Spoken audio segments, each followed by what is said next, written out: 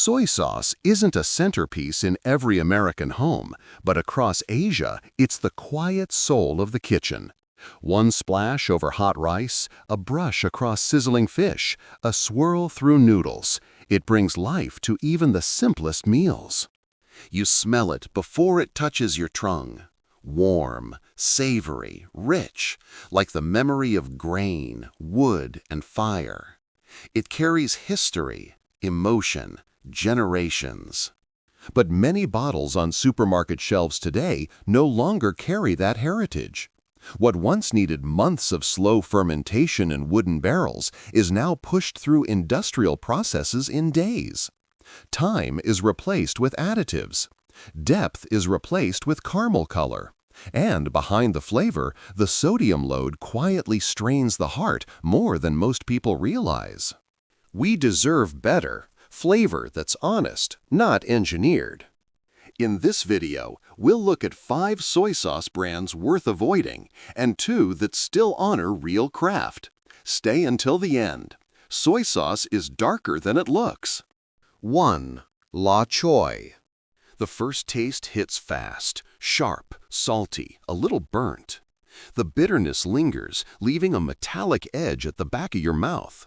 There's no warm umami, no slow unfolding of flavor, just salt dressed up as soy.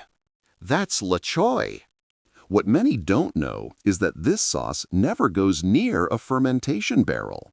There's no microbial aging, no gradual breakdown of soybeans. Instead, the brand uses a process called acid hydrolysis, where chemicals break down soy proteins in hours instead of months. The shortcut comes with consequences. When soy is treated with hydrochloric acid and then neutralized, a contaminant called 3-MCPD can form. Both U.S. and European regulators track it closely because high levels were once linked to kidney and reproductive issues in animal studies. Limits are stricter today, but naturally brewed soy sauce doesn't create this byproduct at all. Then there's the salt. A single tablespoon packs nearly 900 milligrams of sodium, close to 40% of the recommended daily intake for older adults. Natural fermentation produces complexity. Fast-made sauces rely on salt to cover the missing flavor. Dr. Emily Carter from Johns Hopkins puts it simply. When your kidneys struggle to push out excess sodium, your blood pressure rises. Over time, that pressure becomes a burden on your heart and arteries. To mask its flat taste, La Choy leans on caramel color, corn syrup, and preservatives like potassium sorbate. Caramel color, especially certain types, can contain traces of 4-MeI, a compound flagged in California for potential cancer risk. Nutrition experts often warn that it's not about a single meal. It's about the habits that repeat quietly over months and years. A splash here, a drizzle there. Slowly, the sodium and additives add up. Real soy sauce doesn't need any of that. Time does the work. Enzymes build depth naturally. La Choy's speed may be efficient, but it comes at the cost of flavor, safety, and trust. Sometimes the fastest route to taste is the farthest from healthy. 2. Kroger-like. Kroger Light sounds like a gentle promise. Something milder, better for you, easier on the body. The soft blue label even feels reassuring. But one sip tells a different story. The taste hits sharply, thin, salty, oddly sweet, followed by a metallic aftertaste that sticks around a little too long. It doesn't warm the dish, it doesn't deepen it, it just sits on top like a film. A quick look at the label explains everything. Instead of fermented soybeans and wheat, you find hydrolyzed soy protein, caramel color, corn syrup, and potassium sorbate. That isn't brewing, that's engineering. Real soy sauce relies on microbes that slowly transform soy and wheat into natural amino acids, creating gentle sweetness and umami. In Kroger Light, acids do that job in hours. The result? A dark liquid without depth, something that looks like soy sauce but tastes unfinished. Traditional soy sauce unfolds in layers: salt, warmth, subtle sweetness, a rounded finish. Kroger Light skips straight to salt and stops there. This version of soy sauce feels incomplete, like hearing a song with half the melody missing. Not because it's mild, but because it's hollow. And nutritionally, the picture isn't any prettier.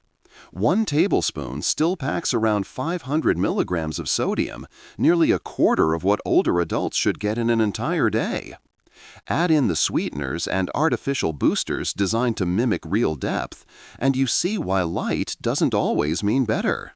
Dr. Laura Kim from UCLA explains it clearly. When salt is swapped for chemical flavor enhancers, your body often reacts the same way. The kidneys still work overtime, and blood pressure still rises. For people managing heart or kidney issues, even small daily habits can build up faster than they realize. But the biggest loss isn't measured in milligrams. It's the loss of the sauce's soul. Real soy sauce moves through a dish with quiet grace. It doesn't punch or sting, it warms. Its scent carries hints of grain, wood, and thyme. I once met a 70-year-old home cook in Osaka who still brews her own soy sauce in jars she keeps near a sunny window.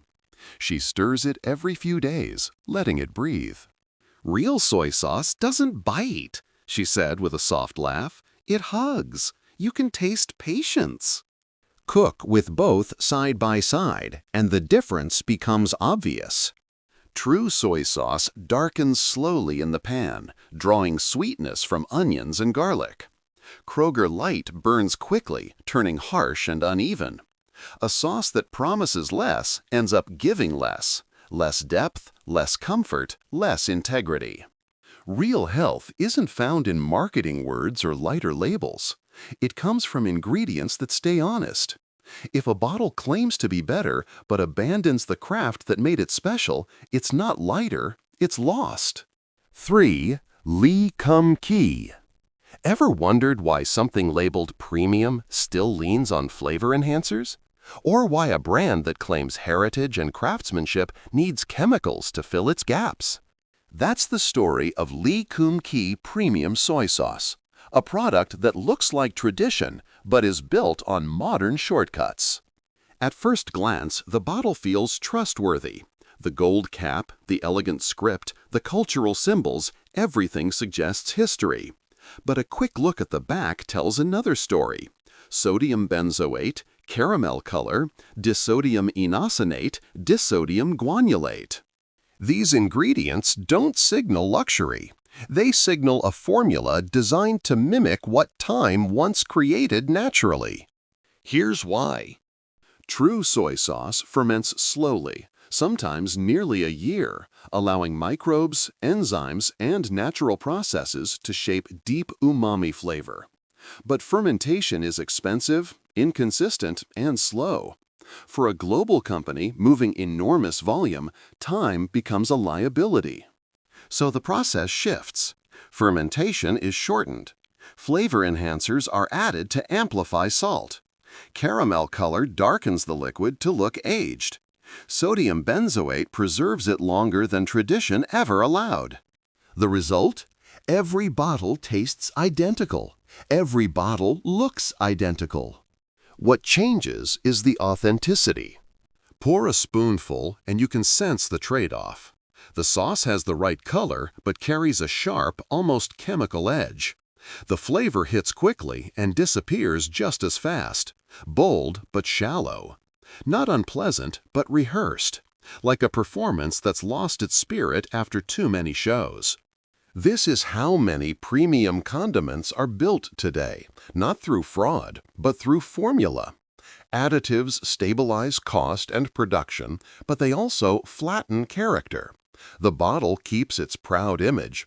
The process behind it becomes mechanical. Dr. Aaron Wells from the Cleveland Clinic describes it plainly. These sauces aren't dangerous on their own. The issue is how they shape your taste.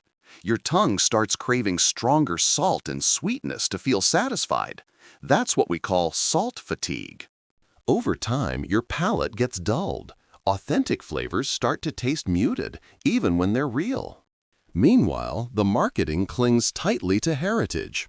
Words like premium, rich, and traditional decorate the label.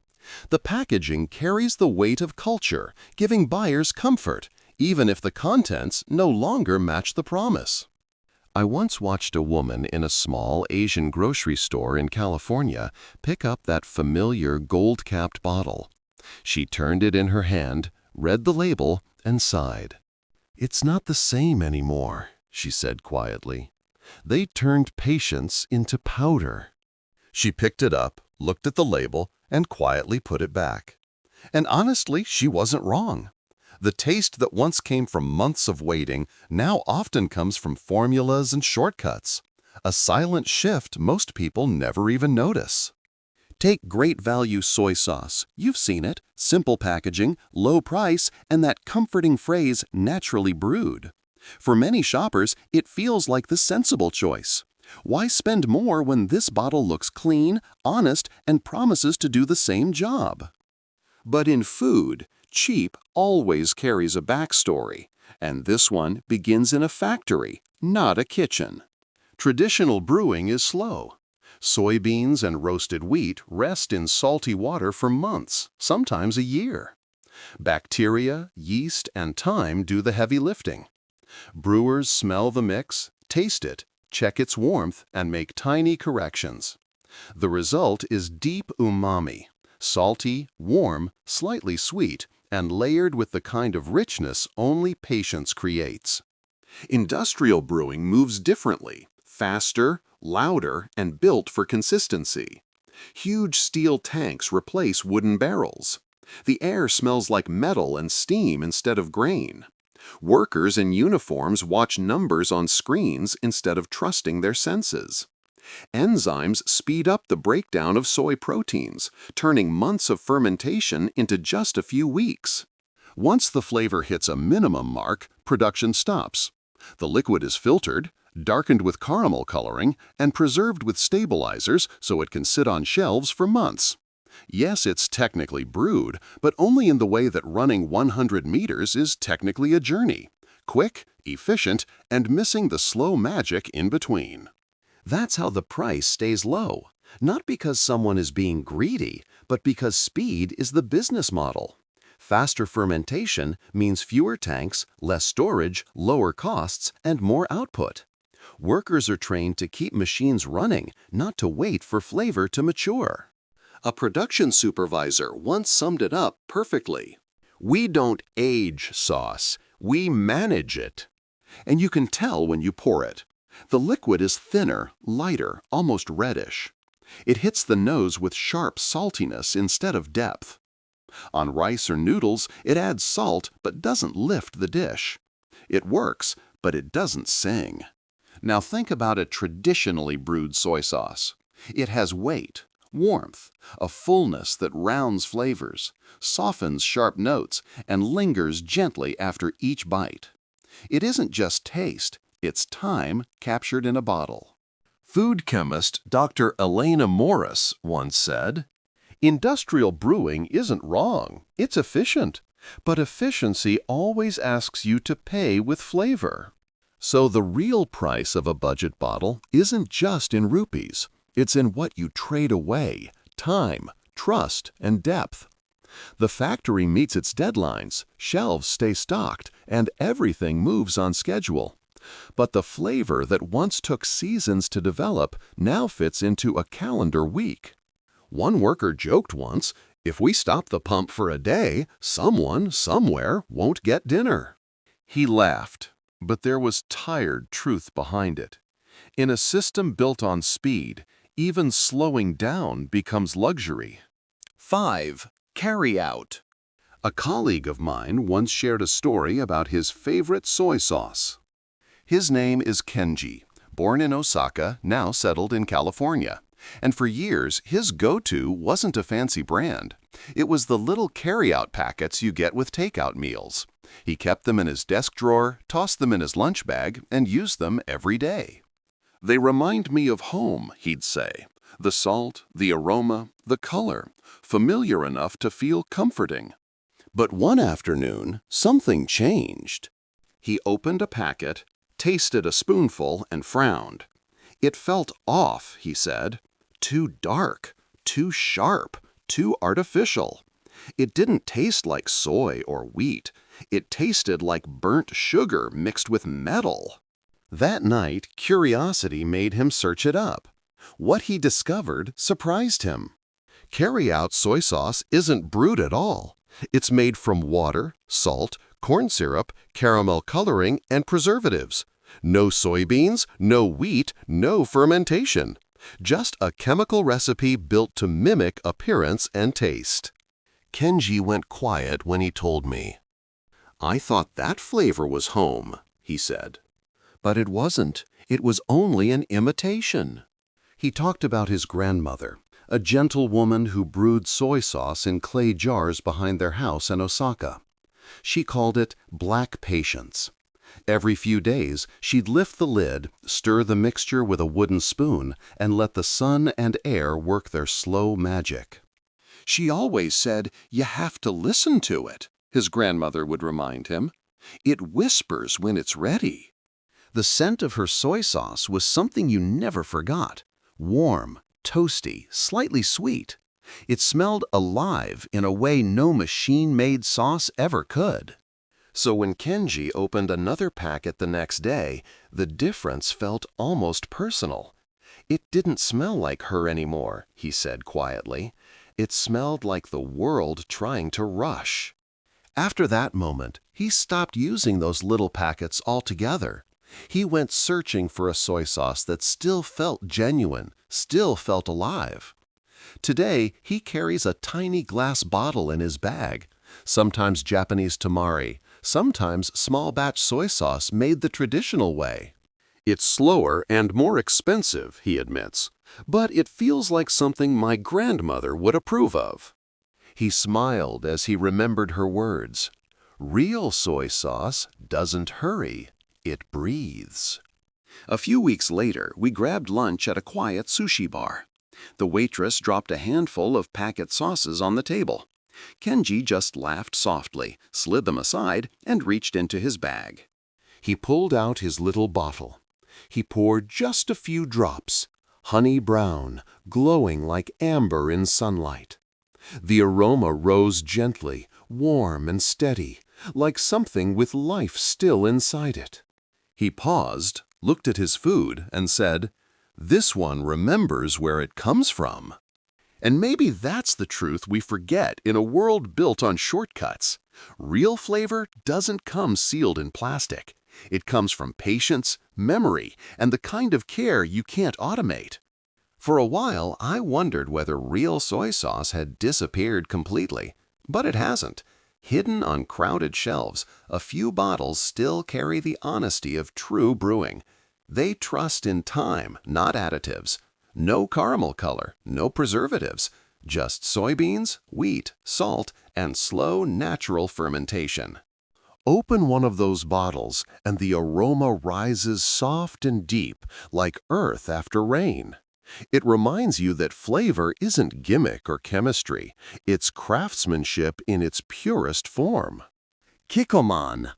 There's a kind of quiet comfort that comes from opening a bottle of naturally brewed kikkoman. The cap snaps lightly, and the smell drifts out. Not sharp, not overwhelming, but deep and balanced. It's the kind of aroma that doesn't try to impress you. It just tells you time has already done its job. Made with only 4 ingredients, soybeans, wheat, salt, and water, kikkoman is a tribute to patience. No colorants, no preservatives, no shortcuts. Its flavor comes entirely from months of slow fermentation, where microorganisms gradually transform starches and proteins into a complex mix of natural glutamates and aromas. Every drop carries that history, salt softened by sweetness, warmth wrapped in earthiness. Inside Kikkoman's long-standing breweries in Noda, Japan, the process feels less like manufacturing and more like listening. The tanks stand still and quiet, some cedar, some polished steel. Workers say they don't control fermentation, they simply guide it. The soybeans breathe. The wheat darkens. The mash thickens. Day after day, the aroma shifts until, finally, the moromi is ready.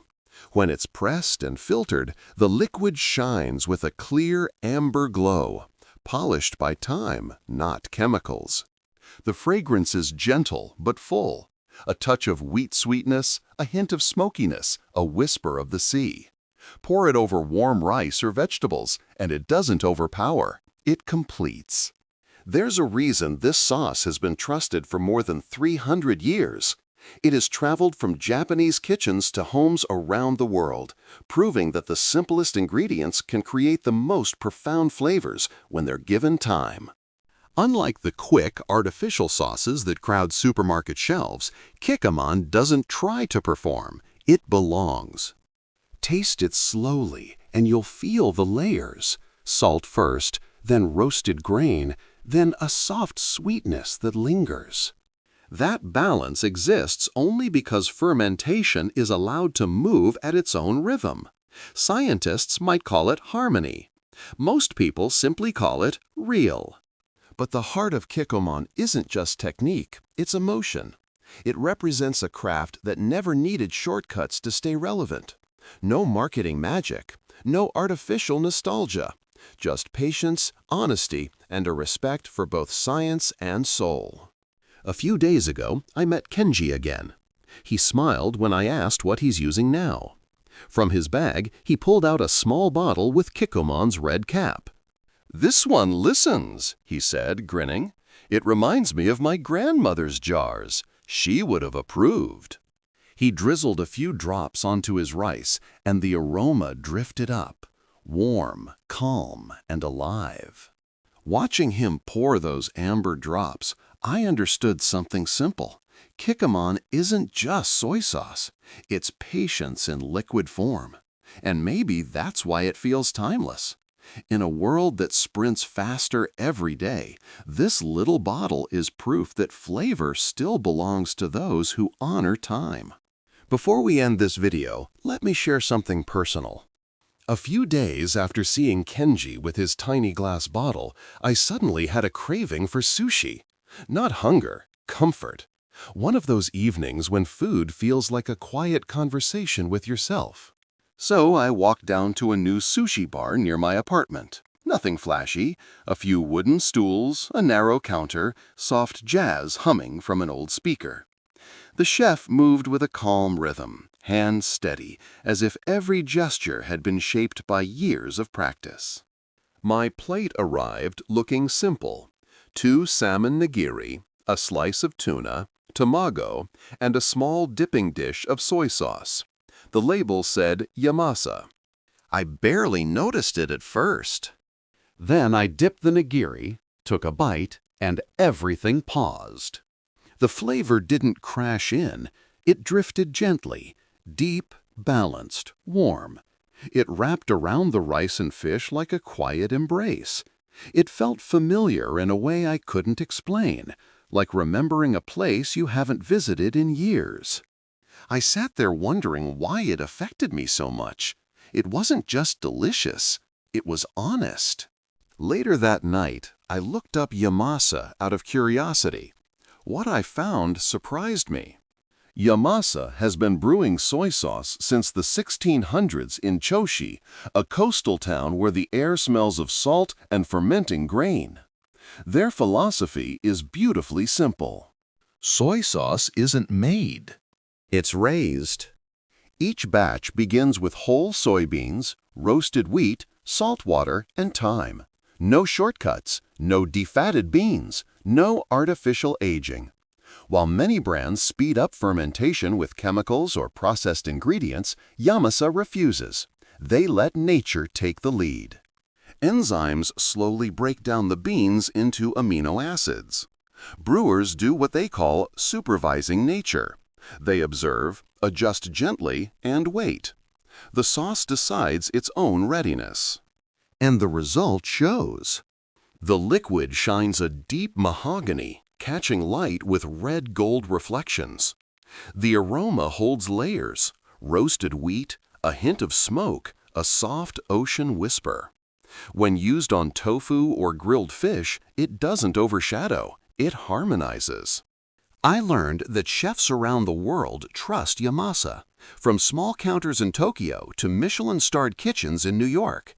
And yet, despite its prestige, it remains grounded, humble, and loyal to its centuries-old craft.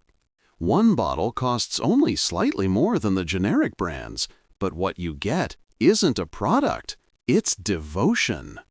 Since that evening, I've kept a bottle of Yamasa in my kitchen. A spoonful transforms plain rice, balances vinegar and dipping sauces, and gives grilled dishes a subtle sweetness that feels like memory. It's more than seasoning. It's a reminder that the best flavors are grown slowly, with care. Sitting in that quiet sushi bar, I realized something. Flavor doesn't need to be loud to be unforgettable.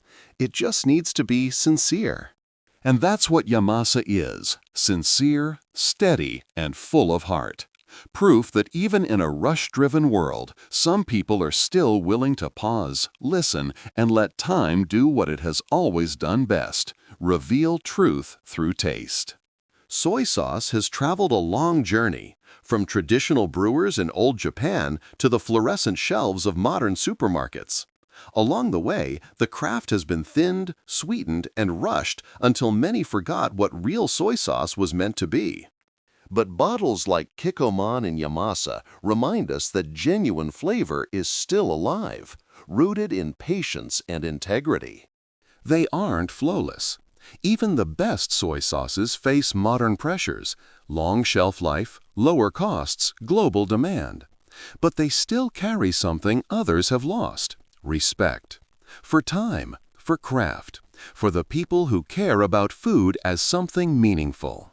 So maybe the answer isn't to stop using soy sauce, it's to choose with intention. Because when you find the right one, the one that still listens to nature, you discover that flavor isn't about salt or color. It's about truth, slowly waiting in a bottle. This video does not promote division within the United States or encourage separation. Everything shared here is for learning, reflection, and discussion based on public sentiment and current trends. We respect the U.S. Constitution and all federal guidelines. If this story resonated with you, drop a comment below so we can keep the conversation alive. And don't forget to like, subscribe, and tap the bell so you never miss our next independent deep dive.